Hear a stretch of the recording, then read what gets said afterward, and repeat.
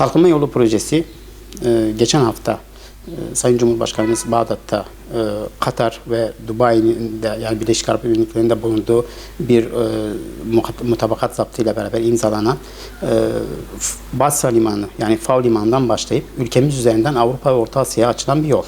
Kalkınma Yolu projesi.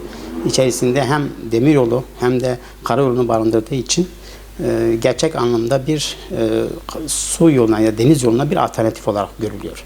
Hem zaman olarak daha verimli olacak, maliyeti açısından da daha maliyetli olacağı için rekabet gücümüzü de artıracak bir proje. Şimdi Kalkınma Yolu projesi bizim için aslında yeni bir yol değil. 1990 yılından itibaren sekteye uğramış, bizim fiilen aslında kullandığımız bir yoldu. Daha önce de malumlarınız olacağı üzere Cizre üzerinden Kuveyt, Suudi Arabistan, Dubai taşımaları yapılabiliyordu. Yalnız Körfez Savaşı ile beraber bu sekteye uğramıştı. Şimdi bu yolun tekrardan hayata geçmesiyle beraber şehrimize bir canlılık kazandıracağı kesindir. Bu sağlayacağı canlılık hem dünyanın Türkiye'nin 4. büyük nakliye filosuna sahip şehrimizin lojistik anlamında kalkınmasına çok büyük katkı sağlayacağı gibi şehrimizin turizmine, gastronomisine ve diğer parakende ticaretine de çok büyük etkileri olacağını öngörüyoruz. Kalkınma Yolu projesiyle beraber ikinci bir sınır kapısı, Ovaköy sınır kapısı faaliyete geçecek.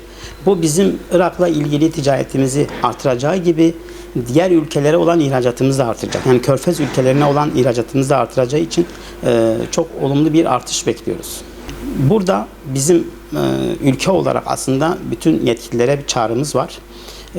Şu anda bizim 2028 yılında bitmesi planlanan kalkınma yolunu beklemeden önceliklerimiz olması lazım. Bu önceliklerimizin başında Ovaköy sınır kapısının hayata geçirilmesi, Urfa'dan Habur'a yani Ovaköy'e kadar olan karayolu imalatlarının tekrardan gözden geçirilmesi. Çünkü özellikle Cizre ve Silopi yolu imalat açısından çok kötü olduğu için lojistik araçlarımız çok büyük zayiatlar oluşmakta.